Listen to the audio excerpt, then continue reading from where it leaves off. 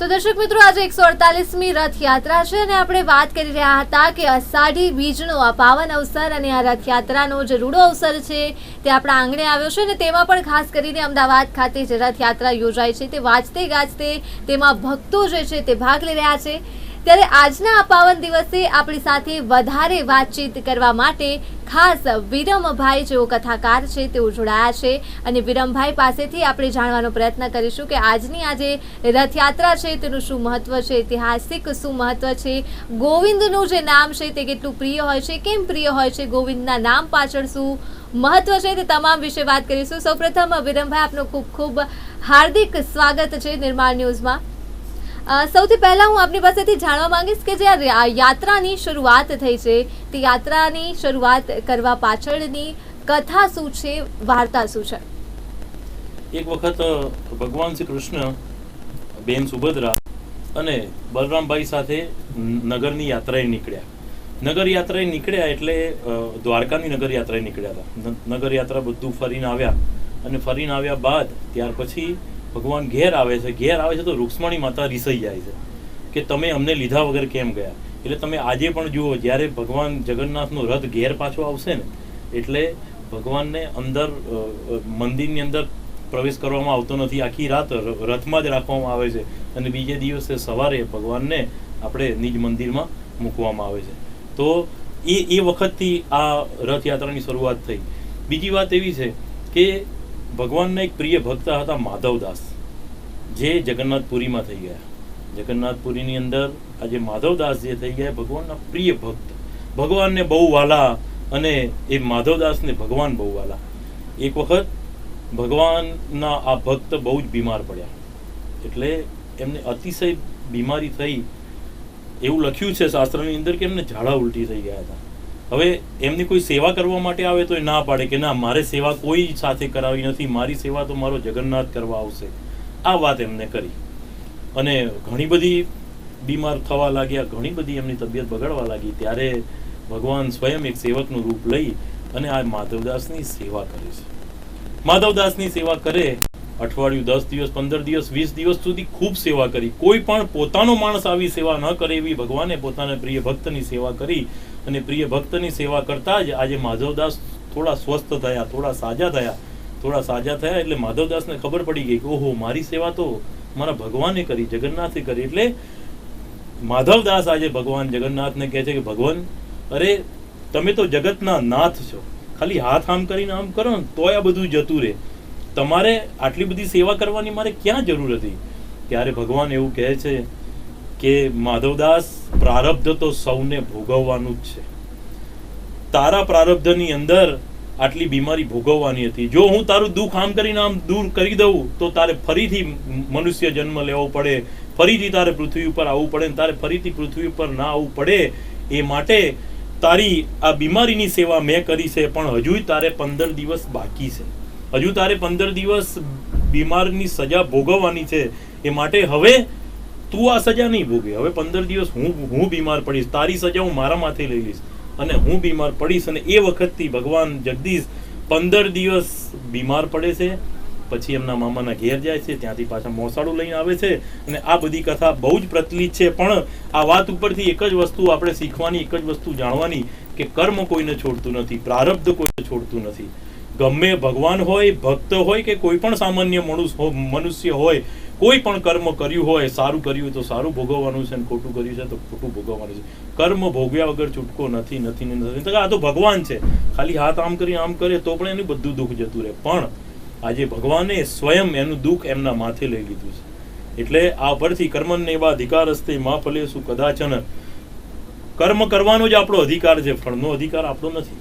એટલે કર્મ કરો પણ સારા કરો અને ખૂબ નિસ્વાર્થ ભાવે સેવા કરો તો પરમાત્મા જેમ માધવદાસની જોડે આવીને ઉભા રહે, એવી રીતે આપણી પણ જોડે ભગવાન આવીને ઉભા જ રહે છે, કોઈ સવાલ જ નથી। અને બીજી વાત એવી કે આપણે જગતને રાજી કરવાનો બહુ પ્રયત્ન કરીએ છીએ, ઘરનાને રાજી કરીએ, કુટુંબના લોકોને રાજી કરીએ, આજુબાજુના લોકોને રાજી કરીએ, સમાજને રાજી કરવાનો આપણે બહુ પ્રયત્ન કરીએ, પણ આપણે જોઈએ છે કેવું થાય છે કે એક રીસાય છે અને બીજો મનાય છે, બીજો મનાય છે તો ત્રીજો રીસાય છે। જગત કોઈ દિવસ રાજી થયું નથી અને નથી। તમને એક સત્ય ઘટના કહું, આજથી 3-4 વર્ષ પહેલા એક રિટાયર્ડ થયેલા કાકાને ચારધામ યાત્રાએ જવાનું થયું, અને ચારધામ યાત્રાએ જવાનું થયું એટલે એમને એમના દીકરાને બોલાવ્યો કે બેટા, હું અહીંથી ચારધામ યાત્રા 30 દિવસ માટે જઉં છું, તને એક નાનું કામ સોંપું. અરે હા બાપા, બોલો બોલો, શું કામ છે? કે આપણા આંગણાની અંદર આ 35-40 છોડના કુંડા છે, મેં એને જીવની જેમ સાચવ્યા છે, તું આને ખાલી 2 ટાઈમ પાણી રેડજે, પાણીનું સિંચન કરજે. તો કે હા પપ્પા, ચોક્કસ કરીશ. આ ચારધામ યાત્રાએ ગયા, 30 દિવસની યાત્રા પૂરી થઈ. 30 દિવસની યાત્રા પૂરી કરીને પાછા આવે છે તો શું જોવે છે કે જેટલા કુંડા હતા ને બધા સુકાઈ ગયા, એક પણ છોડ સાજો નહીં. એટલે એ વડીલને દુઃખ થયું, એમને બોલાયા છે આપણે એમના દીકરાને કે આય બેટા, કેમ તે મારું કામ ન કર્યું? તો કે કયું કામ ન કર્યું પિતાજી? કે આ મેં તને એક જ કામ સોંપ્યું હતું કે તું આ કુંડાઓની અંદર પાણી વેડજે, પાણીનું સિંચન કરજે, અને તે ન કર્યું. અરે પિતાજી, હું તો રોજ કરતો હતો. તો કે કેવી રીતે કરતો હતો, અમને બતાય. એટલે પાછા એ બાપ દીકરો બંને ત્યાં જાય છે આંગણામાં, અને જાય અને જોવે છે તો દીકરો બતાવે છે કે પિતાજી, મેં આવી રીતે દરેક ડાળીએ ડાળીએ, પાંદડે પાંદડે મેં પાણીનું સિંચન કર્યું છે. ત્યારે એ પિતાજી એવું કહે છે કે બેટા, ડાળીએ ડાળીએ ને પાંદડે પાંદડે સિંચન ન કરાય, મૂળમાં પાણી રેડાય. મૂળમાં સિંચન કરો એટલે આપોઆપ ડાળીએ અને પાંદડે પાંદડે સિંચન થઈ જાય. એવી જ રીતે જગતને રાજી કરવા જશો તો એક રીસાશે ને બીજો મનાશે. જગદીશને રાજી કરો તો જગત આપોઆપ રાજી થઈ જશે, થઈ જશે ને થઈ જશે. એટલે જગદીશને રાજી કરવાનો પ્રયત્ન કરો. ભગવાને જે શ્રીમદ ભાગવત ગીતામાં કહ્યું છે કે તમે કર્મ સારા કરો, બસ બીજું બધું મારી પર છોડી દો, હું બધું જ તમારું સારું કરીશ. સર્વ ધર્માંતિ પરિત્યજ્ય મામેકમ શરણમ વ્રજ અહમ ત્વાં સર્વ પાપેભ્યો મોક્ષયાસ્મિ મા શુચ. એક વખત બધું જ છોડીને મારા શરણે આવી જાઓ, પછી તો હું બેઠો છું. તારા કરોડો જન્મોના પાપો હશે તો હું તને ખંખેરી મારે ખોડે લઈ લઈશ, જવાબદારી મારી છે, પણ તું એક વખત આય. બસ આ જ વાત છે બેન. એક વખત આપણે જગદીશને આપણું જીવન સોંપી દઈએ એટલે જગન્નાથ આપણો બાપ થઈ અને આપણને સાચવે છે. બિલકુલ, ખૂબ સુંદર વાત કરી છે વિરમભાઈ આપને કે જગદીશને આપણે સોંપી દઈએ એટલે જે સૌ આપણી સમસ્યા હોય છે તેનું નિરાકરણ આપ મેળે જ આવતું રહે છે. ત્યારે ખાસ કરીને આજનો જે અવસર છે તેમાં સવારથી જ આપણે જે ભક્તો નારા લગાવી રહ્યા છે, જય રણછોડ, જય માખણ છોડના, એટલે કે ભક્તોમાં જે કૃષ્ણની વાત કરીએ તો આપણે હંમેશા પ્રિય જ રહ્યા છે નટખટ એવા કૃષ્ણ. ત્યારે એમાં તેઓના અનેક નામ છે. કહેવાય છે કે હરિતારા નામ છે હજાર, કયા નામે લખવી કંકોત્રી. અનેક નામો છે, તેમના હજારો નામો છે. ત્યારે ખાસ કરીને જો મહત્વની વાત કરીએ તો ગોવિંદ જે નામ છે, તે ગોવિંદ નામનું શું મહત્વ છે તે હું આપની પાસેથી જાણવા માંગીશ. ગોવિંદ નામ તો એવું છે બેન કે કૃષ્ણાય વાસુદેવાય હરયય પરમાત્મને પ્રણતઃ ક્લેશ નાશાય ગોવિંદાય નમો નમઃ. મહાભારતની અંદર એક પ્રસંગ આવે છે કે જ્યારે દ્રૌપદીનું વસ્ત્રહરણ થતું હોય છે ત્યારે એ 5 પાંડવો પાસે મદદ માગે છે, ધૃતરાષ્ટ્ર પાસે મદદ માગે છે, ભીષ્મ પિતામહ પાસે મદદ માગે છે, પણ એની કોઈ મદદ કરતું નથી અને જાતે પણ બચવાનો પ્રયત્ન કરે. પછી એવું થયું કે હવે મારાથી નહીં બચાય, ત્યારે 2 હાથ ઊંચા કરીને હે ગોવિંદ મારી રક્ષા કરો. ત્યારે ભગવાન દ્વારિકામાં પોઢી રહ્યા હોય છે, ઝબકી જાગી અને વસ્ત્રનું રૂપ ધારણ કરી અને દ્રૌપદીની રક્ષા કરે છે. ક્યારે કરે છે? જ્યારે ગોવિંદ નામનો પોકાર કરે છે. પહેલા તો બોલાવે છે હે કૃષ્ણ, હે માધવ, હે કેશવ, આવો, ત્યાં સુધી કૃષ્ણ આવતા નથી, પણ જ્યાં ગોવિંદ નામનો પોકાર પડે છે ત્યાં ભગવાન દોડતા આવે છે. જે વખતે ભગવાન મહાભારતનું યુદ્ધ પૂરું થાય છે ને, એ યુદ્ધ પૂરું થાય ને યુદ્ધ પૂરું થયા પછી જ્યારે હસ્તિનાપુરથી દ્વારકા જવા નીકળે એટલે માતા જે હોય છે, જે કુંતા માતા, એમને રોકવાનો પ્રયત્ન કરે છે કે હે કૃષ્ણ, તું હજુ રોકાઈ જા. પણ કૃષ્ણ ઊભા નતા રહેતા, પણ ત્યારે માતા કુંતા એવું બોલે છે હે ગોવિંદ રોકાઈ જાઓ. જ્યાં ગોવિંદ શબ્દ એમના કાને પડ્યો એટલે રોકાઈ જાય છે.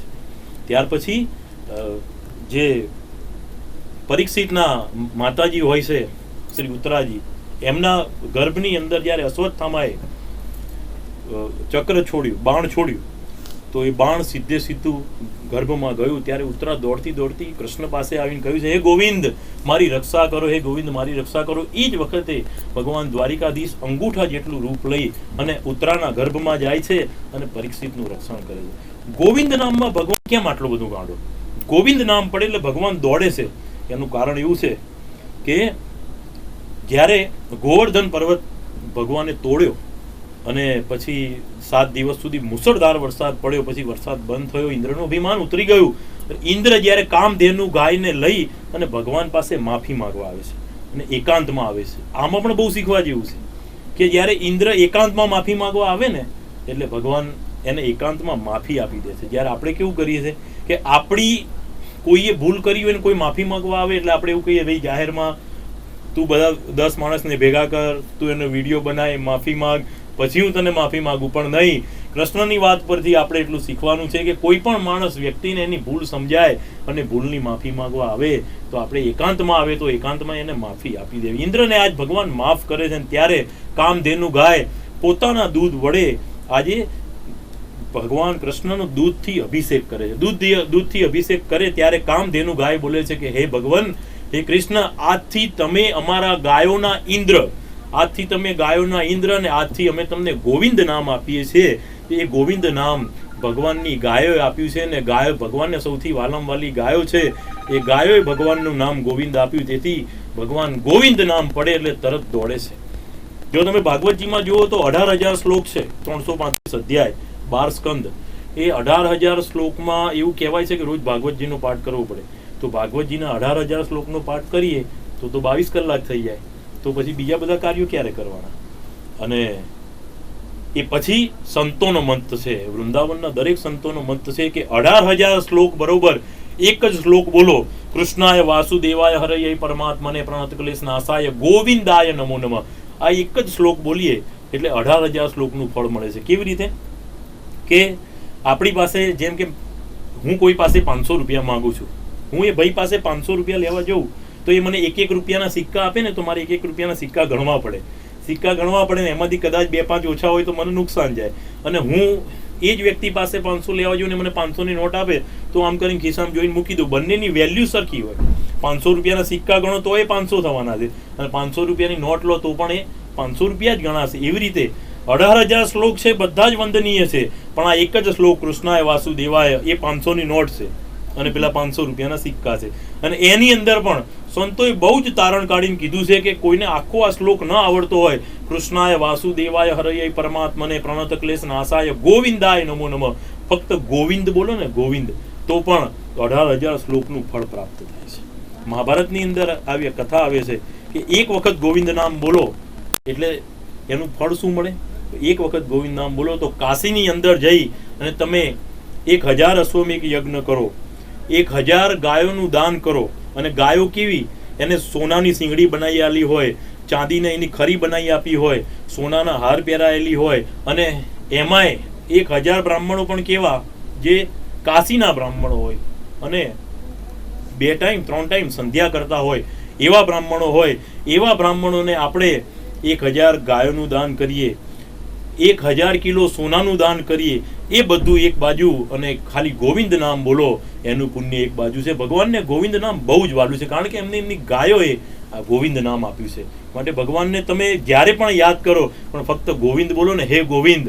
એ ગમે એવી, આમ તો ભગવાન ઊંઘે જ નહીં, આપણને ખબર છે, પણ તોય આપણે એક આપણી દ્રષ્ટિએ જોઈએ, માણસની દ્રષ્ટિએ, તો ભગવાન, આપણે જ્યારે મંદિરમાં જઈએ તો બપોરે 12 થી 4 આરામ કરતા હોય તો પણ ભગવાન આરામમાં હોય, પણ તોય એવું બોલો ગોવિંદ એટલે ભગવાન તરત દોડે છે, ઝબકીને જાગે છે. જેમ દ્રૌપદીએ એવું કહ્યું કે હે ગોવિંદ મારી રક્ષા કરો, ભગવાન ઝબકીને જાગ્યા અને દોડતા દોડતા દ્રૌપદીની મદદ કરી, એની લાજ રાખી છે. એવી જ રીતે આપણી ઉપર પણ જ્યારે કોઈ પણ આપત્તિ વિપત્તિ આવે તો ગોવિંદ નામ બોલીએ તો ગોવિંદ નામથી ભગવાન તરત દોડતો આવે છે. માટે ગોવિંદ નામનું મહત્વ બહુ જ આખા ભાગવતની અંદર દર્શાવ્યું છે. જે બિલકુલ વિરમભાઈ, આગળ જો આપણે વાત કરીએ તો હાલ જે યુગ છે તેને કળિયુગ કહેવામાં આવે છે.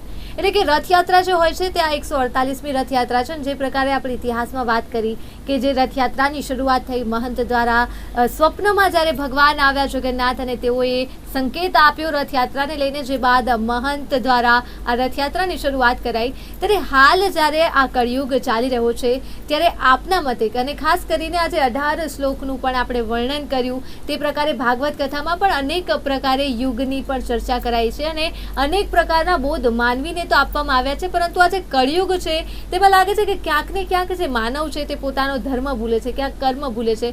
ત્યારે ખાસ આ રથયાત્રા છે તેના પર્વે આપ કળિયુગને લઈને આજે રથયાત્રા શું સંદેશ આપે છે તેના વિશે શું કહેશો?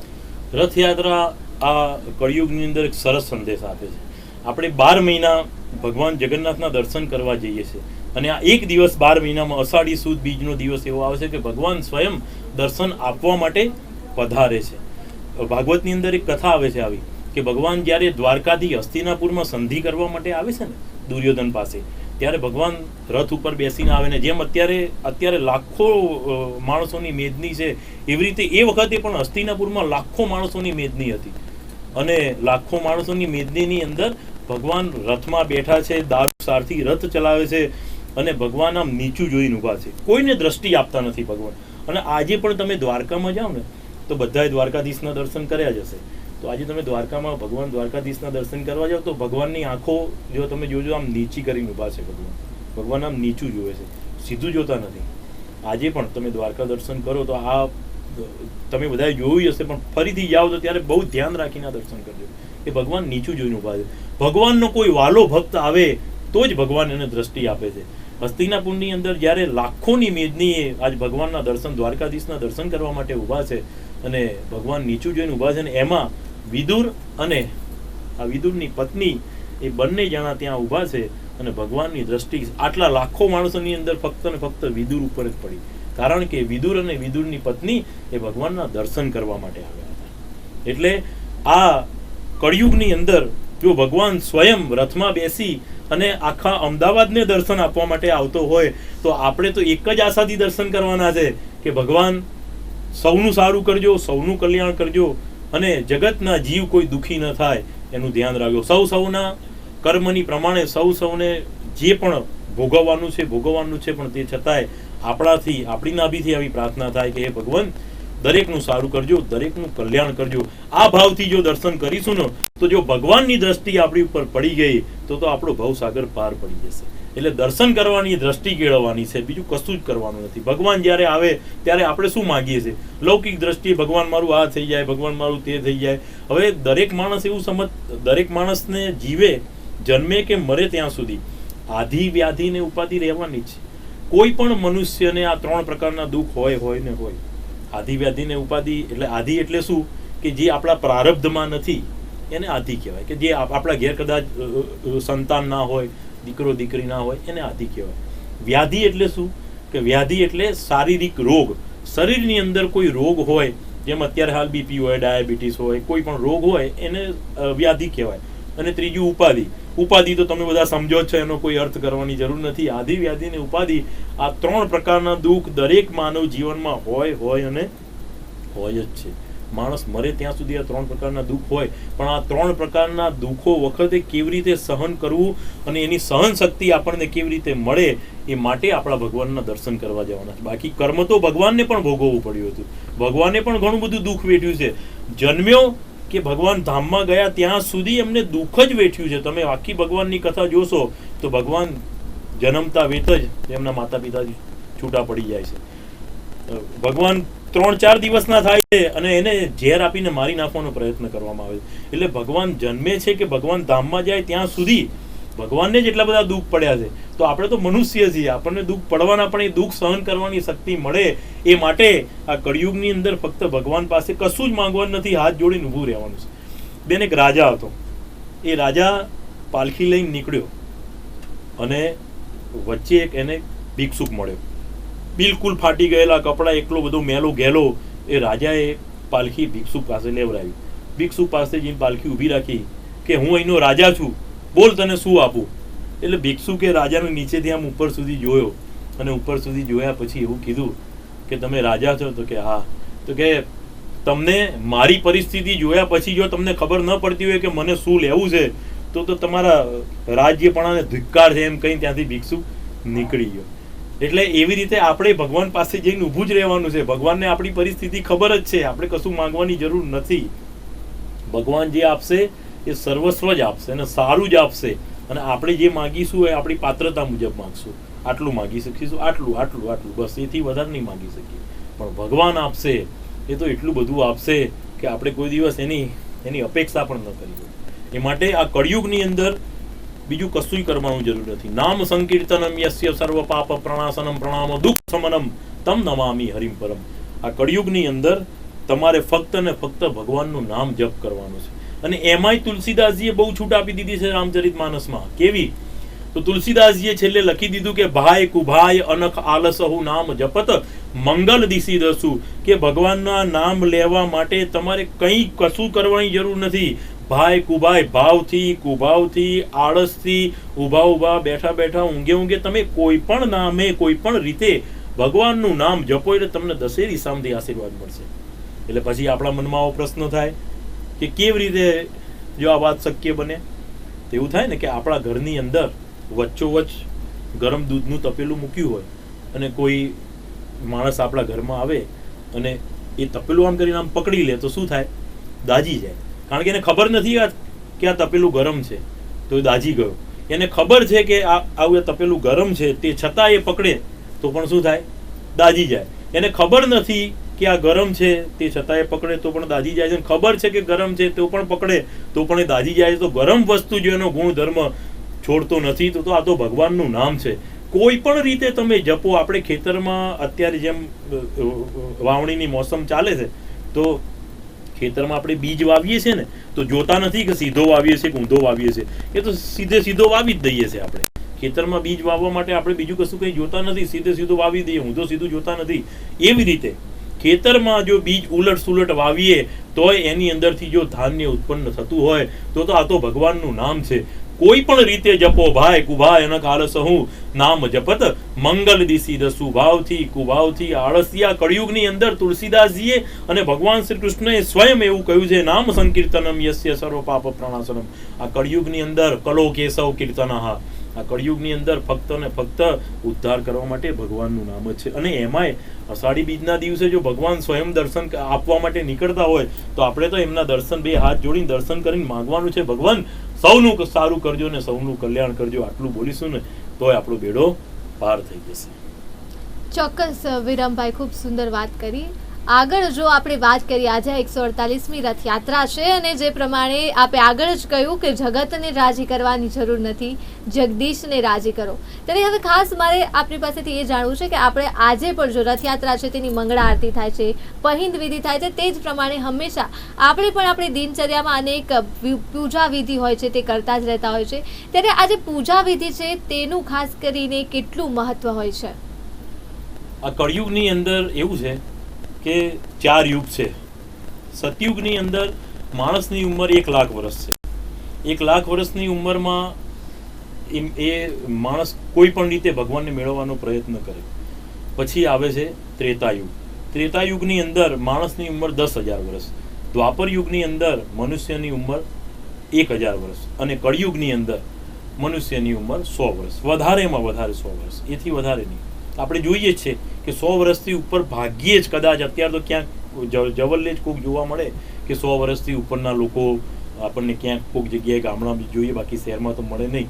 તો આ કળિયુગની અંદર પૂજાપાઠ, ભગવાનનું નામ, ભગવાનનો જપ, આ બધું 24 કલાકમાંથી ભગવાને એવું કહ્યું છે કે 24 કલાકમાંથી 1 કલાક મને આપો અને 1 કલાકની અંદર જે તમારી પરંપરામાં જે પૂજાપાઠ આવતી હોય એ પૂજાપાઠ કરો. એની અંદર પણ એટલી બધી છૂટ આપી દીધી છે કે તમે મારું જ નામ જપો એવું નહીં. દરેક નદીઓ છેલ્લે સમુદ્રને જ મળે છે, એવી રીતે દરેક ભગવાનનું નામ, શંકરનું નામ, માતાજીનું નામ, એ દરેક નામ છેલ્લે કૃષ્ણને જ મળે છે. એટલે તમને તમારી પરંપરા મુજબ જે પૂજાપાઠ મળી હોય, જે ભગવાનનું નામ મળ્યું હોય, જે માતાજીનું નામ મળ્યું હોય, એ નામનો જપ 1 કલાક કરો. અને એની અંદર પણ છૂટ આપી છે કે તમે કોઈ પણ રીતે કરો, તમે નામ જપ કરો. બસ નામ જપ કરશો એટલે મારા સુધી પહોંચી જશો. અને દુઃખ તો દરેક માણસના જીવનમાં પડશે, પણ એ દુઃખ સહન કરવાની તમને શક્તિ ખૂબ જ મળશે. ખૂબ એટલે ખૂબ શક્તિ મળશે.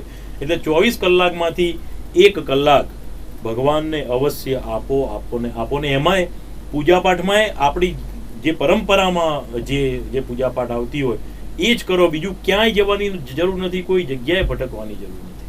ક્યાંય જવા, ભગવાને એવું સ્વયં કીધું છે કે ક્યાંય તમારે જે જગ્યાએ તમને જન્મ મળ્યો છે, જે જગ્યાએ જે સ્થાનમાં તમને જન્મ મળ્યો છે એ જ સ્થાનની જે પૂજા વિધિ હોય, જે પાઠ વિધિ હોય, બસ એ જ કરશો તો તમે મારા સુધી પહોંચી જશો. ક્યાંય બીજે ભટકવાની જરૂર નથી. આવું ગીતામાં ભગવાન 4થા અધ્યાયની અંદર આવું બોલ્યા છે. તો આ કળિયુગની અંદર મનુષ્યની ઉંમર બેન 100 વર્ષ છે. અને પછી મનુષ્ય મર્યા પછી ક્યારે મનુષ્ય થાય? મનુષ્ય મર્યા પછી ક્યારે મનુષ્ય થાય? તો એવું કહેવાય છે કે 84 લાખ યોની માંથી એ નીકળે ને પછી ફરીથી મનુષ્ય જન્મ મળે. તો આ 84 લાખ યોનીમાંથી નીકળવાનો સમય કેટલો સમય? 84 લાખ યોનીમાંથી નીકળવાનો સમય શ્રીમદ ભગવદ્ ગીતાના 8મા અધ્યાયમાં 17મા શ્લોકમાં લખ્યો છે. કેવો લખ્યો છે કે આ કળિયુગની ઉંમર છે, એ કળિયુગની ઉંમર એને ગુણ્યા 1000 કરો એટલે બ્રહ્માજીના 12 કલાક થાય. એટલે ને એટલી ઉંમર બીજી એમાં ઉમેર એટલે બ્રહ્માજીના 24 કલાક થાય. તો 4,80,000 વર્ષ આ કળિયુગની ઉંમર, એને ગુણ્યા 1000 કરો અને પાછા બીજા અંદર એટલા ઉમેરો ત્યારે બ્રહ્માજીના 24 કલાક થાય. 24 કલાક 86 કરોડ અને 40 લાખ વર્ષ. કેટલા? 86 કરોડ અને 40 લાખ વર્ષ થાય ત્યારે બ્રહ્માજીના 24 કલાક થાય. હવે એવા બ્રહ્માજીને 100 વર્ષ પૂરા થાય ત્યારે ફરીથી આપણને મનુષ્ય જન્મ મળે. હવે વિચાર તો કરો કે આપણે હવે ક્યારે ફરીથી મનુષ્ય બનશું અને ફરીથી ક્યારે આપણને માનવ જન્મ મળશે અને ક્યારે આપણે ભગવાનને ભજીશું.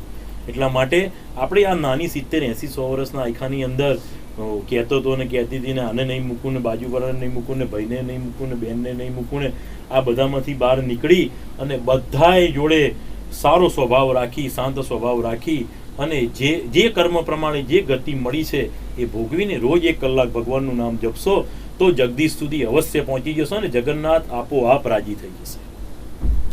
બિલકુલ, જગન્નાથ જે છે તે આપોઆપ ચોક્કસપણે રાજી થઈ જ જશે અને જગતને રાજી કરવાની જરૂર નથી, જગદીશને રાજી કરીએ તો ઘણું સારું. તે વાત આપણે ચોક્કસપણે કહી. આગળ હું તમારી પાસેથી એ જાણવા માંગીશ કે આજનો આ જે સમય ચાલી રહ્યો છે, આપણે રથયાત્રા જોઈ રહ્યા છીએ, ત્યારે રથયાત્રામાં ભાગ લેવો તે પણ એક સૌભાગ્ય માનવામાં આવે છે. જેમ કે મહાકુંભ ગયો હમણાં થોડા સમય પહેલાં જ, તે કુંભમાં નહાવું તે પણ એક સૌભાગ્ય હતું અને તે જ પ્રમાણે આજે રથયાત્રા છે, તે રથયાત્રાનો ભાગ માત્ર બનવું તે પણ એક સૌભાગ્ય છે. ને રથયાત્રામાં ખાસ તો જે પ્રસાદ આપવામાં આવે છે તેનું મહત્વ પણ હું આપની પાસેથી જાણવા માંગીશ અને ખાસ કરીને 148 વર્ષ થઈ ગયા છે ભગવાનની આ રથયાત્રા ચાલી રહ્યું છે, ત્યારે આપના મતે જે ભક્તોની ભક્તિ છે તેમાં કેટલો ફેરફાર થયો છે, ભક્તોની જે ભક્તિ છે તે કેટલી દ્રઢ બની છે તે હું આપની પાસેથી જાણવા માંગીશ.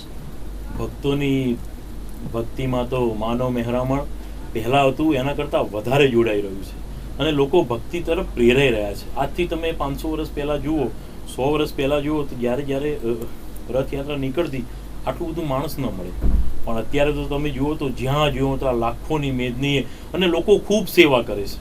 દરેક જગ્યાએ સ્ટોલ હોય છે, દરેક જગ્યાએ પાણીની સેવા, છાસ કેન્દ્રની સેવા, ભોજનની સેવા અને દરેક જગ્યાએ તમે જુઓ તો લોકો અડીખમ સેવા કરવા માટે ઊભા છે. કારણ કે મનુષ્યનો જન્મ સેવા કરવાથી જ સફળ થાય છે.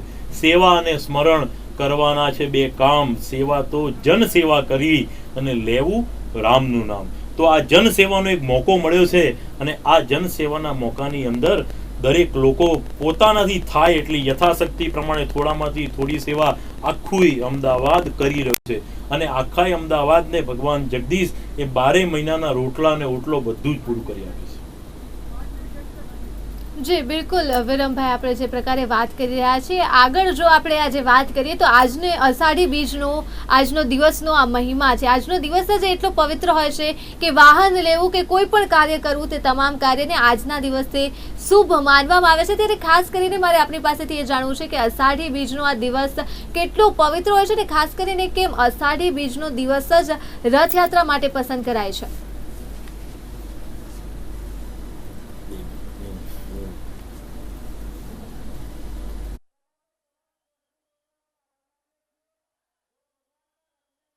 ખૂબ આભાર આપનો અમારી સાથે જોડાયા તેના બદલ, જે ખૂબ સુંદર માહિતી આપી અને જે ચર્ચા કરી તેના બદલ આપનો ખૂબ ખૂબ આભાર. અનેક વાતો ઉપર આપણે ચર્ચા કરી કે જે મહત્વ છે રથયાત્રાનું, જે આજના દિવસનું, તેને લઈને આપણે આજની જે ચર્ચા કરી છે. અને આજે ખાસ કરીને તમે સ્ક્રીન ઉપર જે જોઈ રહ્યા છો જે રથયાત્રા, આજે 148મી રથયાત્રા યોજાઈ રહી છે, ત્યારે આ રથયાત્રામાં અનેક મોટી સંખ્યામાં જે ભાવિ ભક્તો છે તે જોડાયા છે અને પોતાની ભક્તિ કરી રહ્યા છે.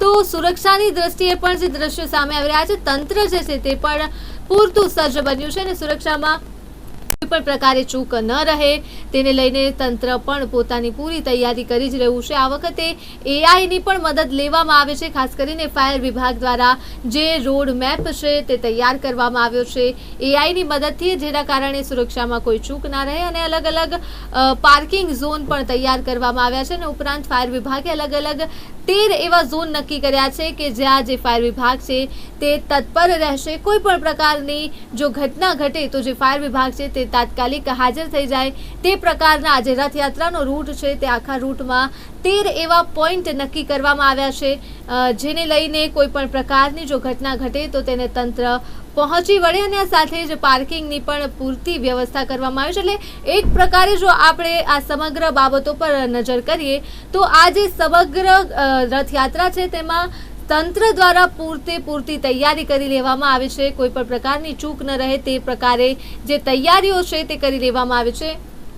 અને હાલ આપની સમક્ષ જે દ્રશ્યો સામે આવી રહ્યા છે જેમાં મોટી સંખ્યામાં ભક્તો જોડાઈ રહ્યા છે.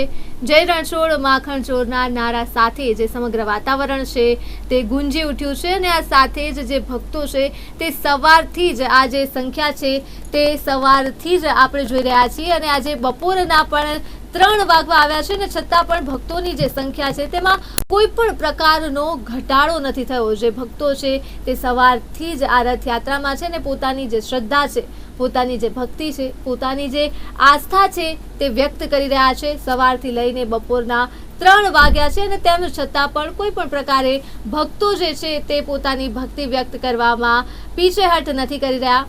ત્યારે પળની અપડેટ્સ અમે આપના સુધી પહોંચાડતા જ રહેશું. હાલ મને આપશો રજા. નમસ્કાર.